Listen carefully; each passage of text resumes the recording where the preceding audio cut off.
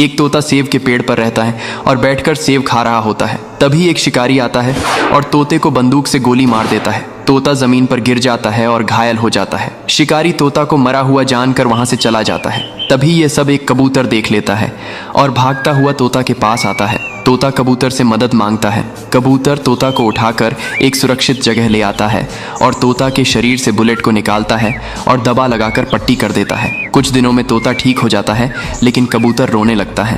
फिर like subscribe नहीं किया। हमारे YouTube चैनल कहानी वाले स्कूल को सब्सक्राइब और लाइक करो। बेल आइकन दबाकर घंटी बजाकर स्कूल की छुट्टी करो।